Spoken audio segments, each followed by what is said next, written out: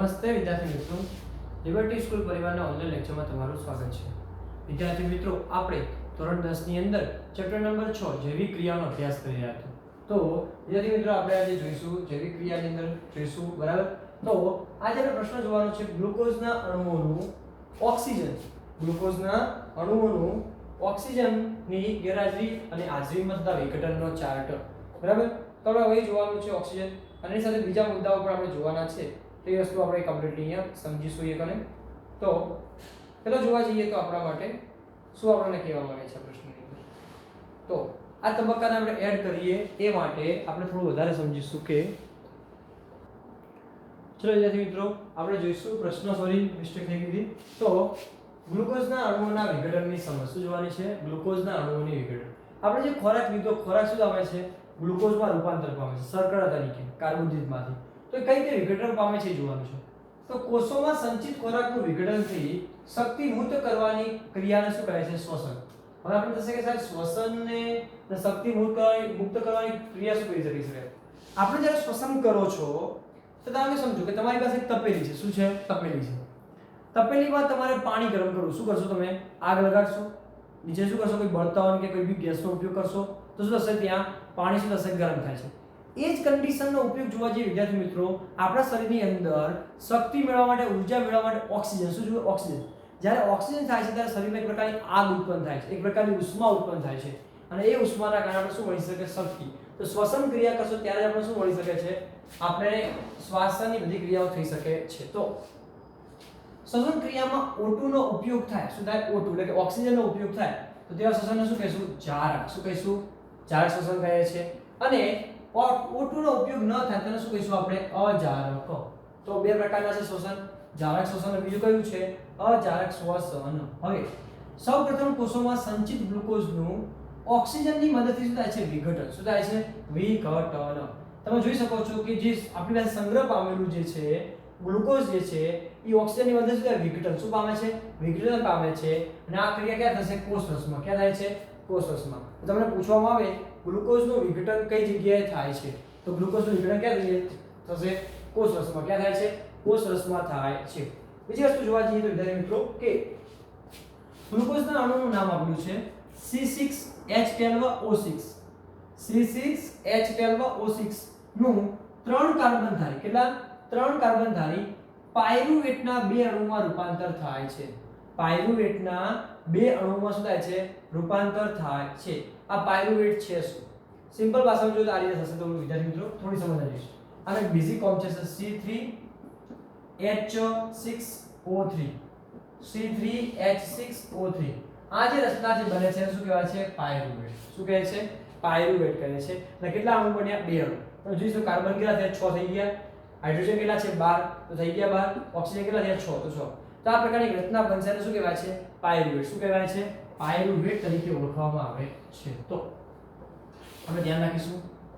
બીજું આ જોઈએ તો અજારક શ્વસનમાં, અજારક શ્વસન જ્યારે જોઈશું આપણે કે નિર્માણ પામેલા પાયરુવેટનું રૂપાંતર ઇથેનોલ અને શેમાં થાય છે? Carbon dioxide. શેમાં થશે? ઇથેનોલ અને કાર્બન ડાયોક્સાઇડમાં થાય છે. તો કઈ રીતે બનશે? થોડી વસ્તુ જોઈએ આપણે, ખાલી સમીકરણ બનાવવાનું ટ્રાય કરીએ. હવે શું હતું? C3H6O3. ઓકે, એમાંથી CO2 શું થશે? ઇથેનોલ. ઇથેનોલ માટે શું થશે તમારા માટે? તો CH3CH2 શું હશે? OH. CH3CH2OH વત્તા શું થશે? CO2. તો તમે જોઈ શકો કાર્બન 1 2 અને 3 આવી ગયા. હાઇડ્રોજન 1 3 ને 2 5 ને 2 1 6. તો 6 આવી ગયા. ઓક્સિજન 1 અને 2 કેટલા આવી ગયા? 3. તો આ પ્રકારની રચના બને. શું બને છે? C3H6O3 પાયરુવેટ જે છે એની રૂપાંતર શું થશે? ઇથેનોલ અને શું થશે? Carbon dioxide. આ શું કહેવાશે આપણા માટે? પાયરુવેટ. આ શું બનશે આપણા માટે? ઇથેનોલ. શું બનશે? ઇથેનોલ. ના શું બનશે તમારા માટે? Carbon dioxide. શું બનશે? કાર્બન ડાયોક્સાઇડ રચના બને છે. તો આ પ્રકારની રચના તમારે બનશે. તો અજારક શ્વસનના નિર્માણ પામેલા પાયરુવેટનું રૂપાંતર શું થાય છે? ઇથેનોલ અને કાર્બન ડાયોક્સાઇડમાં થાય છે. સમગ્ર ક્રિયા ઓક્સિજનની ગેરહાજરીમાં. શું થાય છે? સમગ્ર ક્રિયા ઓક્સિજનની ગેરહાજરીમાં. ક્યારે? અજારક. કેમ?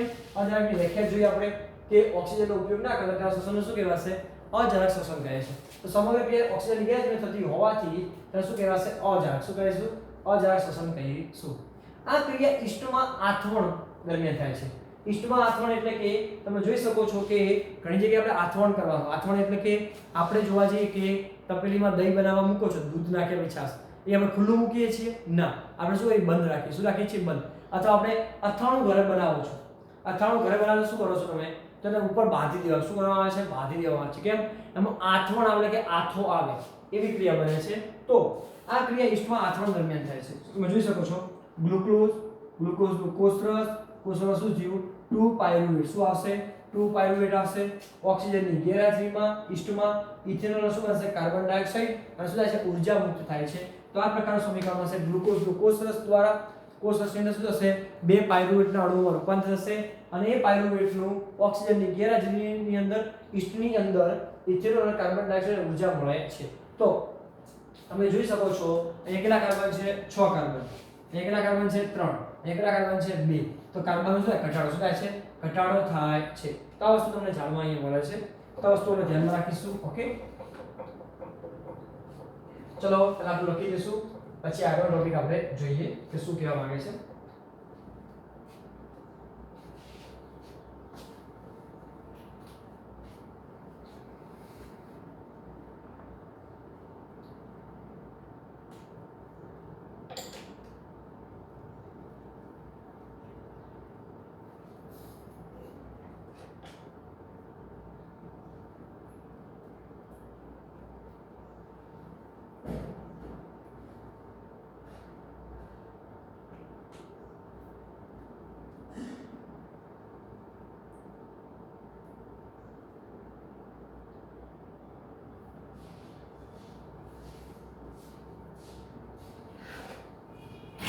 ચલો વિદ્યાર્થી મિત્રો, લખાઈ ગયું છે. હવે આપણે આગળ વધીએ.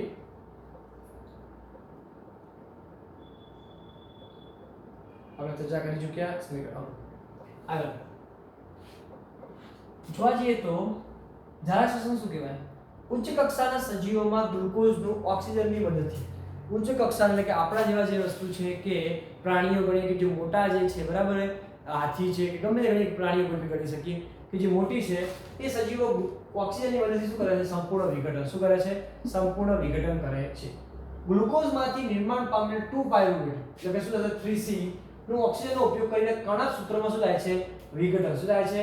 કણાભ સૂત્રમાં વિઘટન થાય છે. જ્યારે પેલામાં ક્યાં થશે? કોષરસમાં. ક્યાં થશે? અજારકમાં ક્યાં આવે છે? કોષરસમાં વિઘટન થશે. અહીં ક્યાં થશે? કણાભ સૂત્રમાં વિઘટન થશે, અને ત્યાં 3CO3 અને શું થાય છે? H2O નું નિર્માણ. શું થાય છે? H2O નું નિર્માણ થાય છે. તો તમે જોઈ શકો છો અહીં કઈ ઘટના બને છે? 3CO3 અને શું થશે? H2O નું નિર્માણ થઈ જાય છે. ઓકે, હવે જ્યારે શ્વસનમાં જ્યારે શ્વસન ઉર્જા કેવી હશે? વધારે. કેવી હશે? ઉર્જા વધારે. તો તમે જોઈ શકો છો આ રીતનું સૂત્ર બનશે C3H6. શું આવશે તમારા માટે? S6O3. એનું રૂપાંતર જોવા જઈએ તો આપણને કઈ ટાઈપના મળશે? તો એ શું લખવું પડશે? આગળ 2. શું લખવું પડશે? 2 લખવું પડશે. તો જ એક જ જવાબ મળશે, બાકી તમારો જવાબ મળી શકશે નહીં. ચલો અહીં ધ્યાન આપીશું. જો કેટલી ઘટના બને છે એ કરે તો 3CO2 શું બનશે? એ કરે 3CO2 પ્લસ શું આવશે? H2O. અણુ સમાન થાય છે ખરી? જો 3 કાર્બન કેટલા થાય છે? 3 કાર્બન ડાયોક્સાઇડ. ચલો કાર્બન 3 આવી ગયા. ઓક્સિજન 3 દુ કેટલા થશે? 6. 6 ને કેટલા થશે? 7. અહીંયા H2 થશે સરખા? ના. તો એ કેટલા મૂકવા પડશે? આપણે આગળ 3 કેટલા મૂકવા પડશે? 3. તો સોરી 3 નહીં આવે અહીંયા. 3 દુ 6 આવી ગયા 3. કુલ કેટલા થવા જોઈએ? 9. કેટલા થવા જોઈએ? 9. એટલા માટે એ શું મુકાશે? આગળ 3. કેટલા મુકાશે? 3. આ પ્રકારની ઘટના બને છે. પછી તમારે 3 વડે મલ્ટીપ્લાય કરવા પડે છે. ઓકે, તો આ પ્રકારની ઘટના બને છે. એટલે કે કાર્બન ડાયોક્સાઇડનું પ્રમાણ વધારે હોય છે આપણે છોડીએ ત્યારે, અને બાકી જોવા જઈએ તો આપણે પાણીનું પ્રમાણ નાનું હોય છે. પાણી એટલે પાણીનું પ્રમાણ નાનું છે, અને આ ક્રિયા ક્યાં થાય છે? અજરાક શ્વસન કરતા ઉર્જા કેવી હશે? વધારે. એટલે કે આપણે ત્યાં ઉર્જા, આપણે જે ખોરાક લઈએ છીએ આપણી ઉર્જા કેવી હશે? વધારે હશે, જ્યારે સામેની ઉર્જા કેવી હશે? ઓછી તમને જોવા મળે છે. તો આ બે વસ્તુ તફાવત મળે છે. તફાવત મોસ્ટ આઈમ્પી વસ્તુ છે. ઓકે, તફાવત દરેક વિદ્યાર્થી ફરજિયાત લખવામાં અહીંયા છે. તો જોઈ લઈશું તફાવત. બાકી સૂત્ર આપણે જોઈ ચૂક્યા છો. ચલો અહીં જોવા જઈએ શું બનશે તમારા માટે? તો તફાવત ઝાડા શ્વસન કોને કહે? ઝાડા શ્વસનની ક્રિયામાં ઓક્સિજનની શું હોય? હાજરી. ઓક્સિજનની હાજરીમાં હોય થતા શ્વસનને કેવું શું કહેવાય છે? ઝાડા શ્વસન કહે છે. અને ઓક્સિજનની ગેરહાજરીમાં થતા શોષણને શું કહેવાશે? અજારક. શું કહેવાશે? અજારક. પાયરુવેટનું ઓક્સિડેશન થઈ શું બને છે? CO2 અને H2O. શું બને છે? CO2 અને H2O બને છે. પાયરુવેટનું શું થશે? ઓક્સિડેશન થઈને શું બને છે? CO2 અને શું બને છે? H2O બને છે. અને પાયરુવેટનું રૂપાંતર શેમાં થાય છે? ઇથેનોલ અને CO2. શું થાય છે? ઇથેનોલ અને CO2 માં રૂપાંતર થાય છે. તો કહેવામાં આવે કે ઓક્સિડેશનની ક્રિયા કયા શોષણમાં જોવા મળે છે? પાયરુવેટના ઓક્સિડેશનની ક્રિયા કયા શોષણમાં જોવા મળશે? તો શું આવશે? જારક શોષણ. કયું આવશે? જારક શોષણની અંદર. અને ઇથેનોલ શેમાં બને છે? તો અજારક. શેમાં બને છે? અજારકમાં. હવે આ શું કરશે? વધુ પ્રમાણ શું કરશે? ઊર્જા મળશે. શું થશે? વધુ પ્રમાણ ઊર્જા મળશે. આપણે જે ખોરાક લઈએ છીએ, આપણે જે શોષણ કરીએ છીએ, એમાં ઊર્જા કેવી હોય છે? વધારે. કેવી હશે? વધારે હોય છે. અને પર્યાપ્ત ઊર્જા મળતી છે નહીં. જે માછલીઓ જે છે તમે જો અજારક કોણ કરે છે? ખાસ કરીને તો માછલીઓ. કોણ કરે છે? માછલીઓ. એવું જાણવા મળ્યું છે કે માછલીઓનું શોષણ દર કેવું હોય છે? સૌથી વધુ એમનો હોય છે કે અજારક રીતે કરતા હોય છે. અને ઉચ્ચ કક્ષાના બધા સજીવોમાં જોવા મળે. શું થશે? ઉચ્ચ કક્ષા એટલે કે જે નાના એક કોષી કેવા ના હોય? કેવા હોય શ્વસનો? કે મોટી વ્યક્તિ હોય કે મોટા હોય કે મોટા પ્રાણીઓ હોય કે આપણા જેવા જે મનુષ્ય જે છે એ કયા ઉચ્ચ કક્ષાના કહેવાય? એ બધા સજીવો શું હશે? જારક શોષણ. ત્યારે ઇષ્ટ અને અંતઃપરોપજીવી સજીવો શું હશે? શું જોવા મળે તમને અહીં? અજારક. ઇષ્ટ એટલે શું કહેવાય? ઇષ્ટ અથવા અંતઃપરોપજીવી. અંતઃપરોપજીવી એટલે કે અંદર રહેતા હોય. ક્યાં રહેતા હોય? અંદર. પાણીની અંદર પોતાનું જે જીવન ગાળતા હોય એવા બધા હોય તેની અજારક શોષણ જોવા મળે છે. જારક શોષણમાં કણા સૂત્રોમાં થાય છે. ક્યાં થશે? કોષરસમાં. આ મુદ્દો ખાસ યાદ રાખવાનો છે. ઘણા લોકો ભૂલ કરે છે, એના કારણે માર્ક્સ પણ કપાય છે. તો એ વસ્તુ તમારે પૂરેપૂરું ધ્યાન રાખવાનું છે. હવે શું થશે? ગ્લુકોઝ કોષરસમાં ક્રિયા થશે. શું બનશે? પાયરુવેટ. ક્યાં બને છે? પાયરુવેટ. અને પાયરુવેટનું જે છે ઓક્સિજનની હાજરીમાં શું થશે? કણા સૂત્ર. કે જગ્યાએ કણા સૂત્રની અંદર ઓક્સિજનની હાજરીમાં કાર્બન ડાયોક્સાઇડ પાણીનો શું થાય છે? ઊર્જા મુક્ત થાય છે. આ શેની અંદર છે? જારક શોષણ. શું છે? જારક શોષણની અંદર.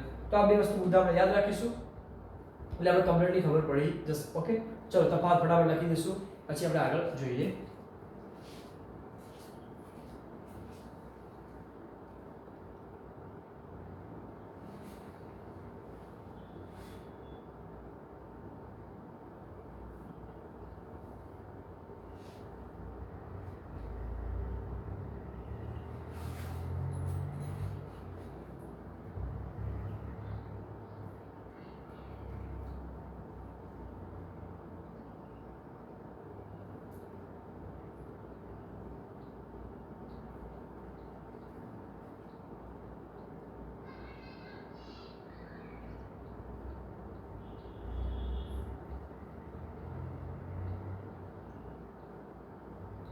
ચલો વિદ્યાર્થી મિત્રો, લખાઈ ગયો છે. હવે આપણે આગળ વધીએ છીએ. પ્રશ્ન આ રીતે પૂછી શકે: જારક અને અજારક શોષણ વચ્ચે તફાવત શું છે અને કેટલાક સજીવોના નામ આપો કે જે અજારક અને જારક શોષણ કરતા હોય. બરાબર? તો આ રીતે પ્રશ્ન પૂછાય તો તમે આ રીતે બી લખી શકો છો. બરાબર? હવે આપણે આગળ જોવાનું છે ગ્લુકોઝના અણુઓનું ઓક્સિજનની ગેરહાજરી અને હાજરીમાં થતા વિઘટનમાં ચાર્ટ. આ પરીક્ષા પૂછાય તો બહુ આ ચાર્ટ તમે કરી દો છો તો આગળનો પ્રશ્ન તમને ઓટોમેટિક આવડી જશે. હવે જોવા જઈએ તો ગ્લુકોઝના કેટલા અણુઓ છે? 6 અણુ. કેટલા અણુઓ છે? 6 કાર્બન હોય છે. એની કોષ રસમાં પ્રક્રિયા કરીએ. ક્યાં કરશું આપણે? કોષ રસમાં પ્રક્રિયા કરીએ છીએ તો એ શું થાય છે? પાયરુવેટ. શું બની જાય છે? પાયરુવેટ બને. શું બને છે? પાયરુવેટ. કેટલા કાર્બનનો? 3 કાર્બન. અને શું મુક્ત થાય છે? ઊર્જા. શું થશે? ઊર્જા મુક્ત થાય છે. ગ્લુકોઝનું કોષ રસમાં ક્યાં થશે? કોષ રસમાં પાયરુવેટમાં રૂપાંતર. ગ્લુકોઝના કેટલા અણુ છે? 6 કાર્બન છે. જ્યારે પાયરુવેટમાં કેટલા છે? 3 કાર્બન છે. અને શું થશે? ઊર્જા. હવે પણ પહેલું જોવા જઈએ ઓક્સિજનની ગેરહાજરીમાં. શું છે? ઓક્સિજનની ગેરહાજરી. તો કેવું કહેવાય? અજારક. કેવું કહેવાશે? અજારક શોષણ કહેવાશે. આપણે જોઈ શકો ઓક્સિજનની ગેરહાજરી કેવું કહેવાય? અજારક શ્વસન. તો અજારક શ્વસન ક્યાં જોવા? ઈસ્ટમાં. ક્યાં જોવા મળશે? ઈસ્ટમાં જોવા મળે છે. અને એમાં શું થશે? તો ઇથેનોલ, કાર્બન ડાયોક્સાઇડ અને ઊર્જા શું મુક્ત થાય છે? ઇથેનોલ, કાર્બન ડાયોક્સાઇડ, ઊર્જા મુક્ત થાય છે. અને ઇથેનોલ કેટલા કાર્બનો છે? 2 કાર્બનો છે. ઓક્સિજનના અભાવને કારણે. હવે ઓક્સિજનનો અભાવ એટલે કે આપણા શરીરમાં જે આપણે ઓક્સિજન લઈએ છીએ એ દરેક અંગો સુધી પહોંચે છે કે નથી પહોંચતો? તો સંપૂર્ણ રીતે પહોંચી શકતો નથી. આપણે જે શ્વસન કરીએ છીએ નાક દ્વારા, તો શ્વસન આટલામાં પહોંચશે, અહીંયા પહોંચશે, પણ શરીરના પગની જે અંગૂઠા સુધી પહોંચશે કે નહીં પહોંચે? પહોંચશે તો કેટલા સમય પહોંચશે એ આપણે કોઈ હોતું નથી. એનો સમય વધારે હોય છે. એટલા માટે ઓક્સિજનનો કેવો અભાવ? તો આપણી સ્નાયુઓમાં. સ્નાયુ એટલે કે આપણે જે મસલ્સ છે ત્યાંની વસ્તુ છે. તેમાં શું થશે? Lactic acid. શું ઉત્પન્ન થાય છે? લેક્ટિક. તમે જોતા હશો કે ઘણા લોકોને ઘૂંટણમાં દુખાવા થતા હોય છે. બરાબર? અથવા શરીરમાં પેઇન થતું હોય છે. પેઇન શા માટે થાય? ઓક્સિજન ના પહોંચે ત્યારે. ઘણી વાર એવું બી કન્ડિશન હોય છે, તમે જાણો કે માલિશ કરતા હો છો, કે કોકને માથું દુખતું હોય છે, માથું દુખે શું હોય? માલિશ કરાવે. માલિશ કરે શું થશે? ત્યાં ઓક્સિજનનું સર્ક્યુલેશન થાય છે. શરીરમાં કોઈ બીજી વાગ્યું હોય કે બી હોય તો આપણે તેને માલિશ કરીએ છીએ. કેમ? લોહી જામે. લોહી ક્યારે જામે છે? કે ઓક્સિજનની રિક્વાયરમેન્ટ ના થઈ હોય ત્યારે. તો એવી કન્ડિશનની અંદર ઓક્સિજન વર્ષા ક્યાં થશે? સ્નાયુ પેશીમાં. ત્યાં શું ઉત્પન્ન થાય છે? Lactic acid. શું આવશે? Lactic acid. આપણે જોવા જઈએ દૂધ, દહીં, છાશ, આ દરેકમાં શું હોય છે? Lactic acid. શું હોય છે? Lactic acid. એ આપણા શરીરમાં ક્યારે? ઓક્સિજનના અભાવને કારણે જોવા મળે છે. બીજી વસ્તુ, O2 ની ગેરહાજરી, સોરી O2 ની હાજરીમાં, એ મિસ્ટેક છે, O2 ની હાજરીમાં તો શું થાય? ક્યાં થશે? કણાભ સૂત્ર. ક્યાં થશે? કણાભ સૂત્રની અંદર. એમાં શું આવશે તમારા માટે? Carbon dioxide. શું આવશે? Carbon dioxide. બીજું શું બનશે? પાણી. શું હશે? ઊર્જા. આટલું મુક્ત થાય છે. ઓક્સિજનની આ ઓક્સિજન હાજરીને શું કહેવાશે? જારક શ્વસન. કેવું કહેવાશે? જારક શ્વસન. અને કઈ જગ્યાએ થશે? કણાભ સૂત્ર. ક્યાં થાય છે? કણાભ સૂત્રમાં ઓક્સિજનની ગેરહાજરી ક્યાં થશે? ઈસ્ટમાં થાય છે. શું થશે? ઇથેનોલ, કાર્બન ડાયોક્સાઇડ, ઊર્જા મુક્ત થાય છે. તો આ પ્રકારનો એક ગ્રાફ તમે યાદ રાખશો તો તમને પરીક્ષામાં ફૂલ્લી માર્ક્સ મળી જાય છે. ઓકે, તો જોઈ લઈશું આપણે આ ગ્રાફને. ચલો ફટાફટ લખી દઈશું. ઓકે, ચલો ફટાફટ લખી દઈશું, કેમ કે તમારે પરફેક્ટ માર્ક્સ મળે એટલા માટે. ઓકે,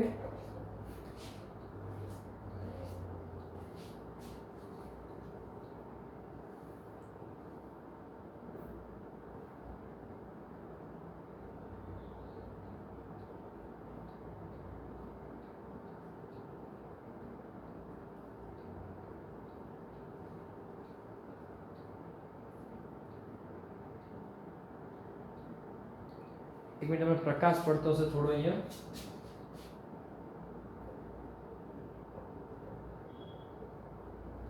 ચલો અહીંયા રાખું છું, તો કમ્પ્લીટ લખીશું.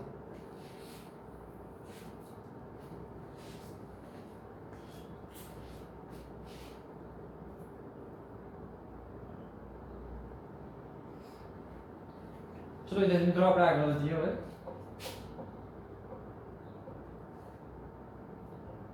હવે પ્રશ્ન છે મનુષ્યના વાયુઓનું વિનિમય સમજાવો. વનસ્પતિમાં વાયુનો નિયમન કઈ રીતે થાય છે? વનસ્પતિમાં વાયુનું નિયમન. પરીક્ષા પ્રશ્ન પૂછાય. વનસ્પતિમાં વાયુનું નિયમન એટલે કે વનસ્પતિમાં વાયુ કઈ રીતે આવજા કરે છે એ વસ્તુ આપણે જોવાની છે. તો જોવા જઈએ તો વનસ્પતિઓમાં વાયુઓનું નિયમન માટે એટલે કે વાયુ કઈ રીતે ટ્રાન્સફર થશે નિયમન માટે પર્ણરંધ્ર. શું હોય છે? પર્ણરંધ્ર. તો વનસ્પતિ પોતાનું શ્વસનની ક્રિયા કોના દ્વારા કરે છે? પર્ણરંધ્ર દ્વારા. કોના કરે છે? પર્ણરંધ્ર દ્વારા. પર્ણરંધ્ર એટલે કે આપણે જોયું તો આગળ ભણી ચૂક્યા છે પર્ણરંધ્ર વિશે, બરાબર. અને આંતરકોષીય અવકાશમાં સુનિશ્ચિત કરે. શું કરે છે? આંતરકોષીય અવકાશમાં સુનિશ્ચિત એટલે કે અંદર જે કોષો છે એ સાથે સુનિશ્ચિત કરે છે. અને બધા કોષો વાયુના શું હોય? સંપર્કમાં. કેવા આવે છે? વાયુના સંપર્કમાં. તમે જોશો કે ઝાડના પાનો એકબીજા સંપર્કમાં હોય, થડપણ હોય એકબીજા શું હોય? વાયુ એટલે હવાની સંપર્કમાં હોય છે. તો મોસ્ટલી દરેક પાક કેવા હોય છે? હવાની સંપર્કમાં ડાયરેક્ટલી આવેલા હોય છે. તો વનસ્પતિ કોષોમાં CO2 અને O2 ની આપલે પ્રસરણ દ્વારા થાય છે. ઓક્સિજનનો નિકાલ થશે અને CO2 શું થશે? પ્રવેશ થશે. એટલે કે જે વનસ્પતિ જે છે શું કરે છે? કાર્બન ડાયોક્સાઇડ લે છે અને શું થશે? ઓક્સિજન શું કરે છે? બહાર કાઢે છે. તો પોતે શું કરે છે? એક અને ઓક્સિજન પોતે આપલે કરે. આપલે એટલે ઓક્સિજન બહાર કાઢશે, કાર્બન ડાયોક્સાઇડ લેશે, ઓક્સિજન બહાર કાઢશે, કાર્બન ડાયોક્સાઇડ લેશે. એવી આપલે કરે છે. અને આ આપલે કે કોષોમાં પ્રસરણ દ્વારા શું થાય છે? કોષોમાં પ્રસરણ દ્વારા થાય છે. બીજી વસ્તુ જોવા જઈએ, પ્રસરણની દિશા પર્યાવરણીય અવસ્થાઓ અને વનસ્પતિની આવશ્યકતા પર આધારિત છે. પર્યાવરણની કેવી અવસ્થા છે, કેવી જરૂરિયાત છે, એ પ્રમાણે એ વનસ્પતિ પોતાનું કાર્ય કરે છે. તમે જો દિવસ અને રાત્રિના સમયની ખાલી વાત કરીએ તો દિવસે શું હોય છે? દિવસની ક્રિયાઓ શું થશે તમારે જોવા મળે તો દિવસે તમે જોશો કે આપણે જોશો કે કાર્બન ડાયોક્સાઇડ લે શું કરે? ઓક્સિજન બહાર કાઢે. પણ રાત્રિના સમયે આ ક્રિયા ઉલટાઈ જાય. શું થાય છે? આ ક્રિયા ઉલટાઈ જાય છે. તો આવી ઘણી બધી ઘટનાઓ આપણને સામાન્ય રીતે દેખાય છે કે કઈ ક્રિયાઓ જોવા મળે, કઈ ક્રિયાઓ જોવા મળતી નથી. તો જોવા દિવસના દરમિયાન જોઈ શકો છો તો દિવસે સૂર્યપ્રકાશની હાજરીમાં પ્રકાશ સંશ્લેષણ ક્રિયા શ્વસનના લીધે નિર્માણ પામેલો કાર્બન ડાયોક્સાઇડ વપરાઈ જાય છે. એટલે કે જે પણ કાર્બન ડાયોક્સાઇડ વપરાયો છે હવાની અંદર, એ કાર્બન ડાયોક્સાઇડ વપરાઈ જાય એટલે શું થશે? એ પોતે પોતાના શ્વસનની અંદર કામ કરે છે. અને એ શ્વસનનો ઉપયોગ કરીને શું કરે છે? પ્રકાશ સંશ્લેષણની ક્રિયા કઈ કરે છે? પ્રકાશ સંશ્લેષણની ક્રિયા કરે છે. અને શું બનાવે? ખોરાક. શું બનાવે છે? ખોરાક પણ બનાવે છે. આમ દિવસે CO2 મુક્ત થતો નથી, પરંતુ ક્રિયાના અંતે શું થાય છે? ઓક્સિજન મુક્ત થાય છે.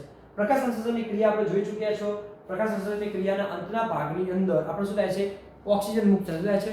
ઓક્સિજન મુક્ત થાય છે. હવે રાત્રિ દરમિયાન પ્રકાશ સંશ્લેષણ ક્રિયા થતી નથી ત્યારે CO2 નું પ્રસરણ શું થાય છે બહાર કેવું થાય છે બહાર અને જોવા જઈએ તો વનસ્પતિ જે છે એ શું કરે છે દિવસ દરમિયાન કાર્બન ડાયોક્સાઇડ લેશે અને શું કરશે ઓક્સિજન બહાર કાઢશે અને રાત્રિના સમયમાં શું કરશે કાર્બન ડાયોક્સાઇડ બહાર છોડશે કેમ પ્રકાશ સંશ્લેષણની ક્રિયા થવાની જ નથી તો એ ક્યાં અંદર લેવાનું છે ક્રિયા થાય તો લઈ શકે બાકી લઈ શકતું નથી તો આ વસ્તુ ધ્યાન રાખવાનું વનસ્પતિમાં કઈ રીતે શ્વસન થાય છે એ વસ્તુ આપણને મુદ્દો સમજાવે છે વનસ્પતિ શ્વસન કઈ જગ્યાએ જવાબદાર છે તો પર્ણરંધ્ર કયું જવાબદાર છે પર્ણરંધ્ર જવાબદાર છે તો આ વસ્તુ ધ્યાન રાખવાનું છે ચલો બરાબર લખી દઈશું પછી આપણે આગળ જોઈએ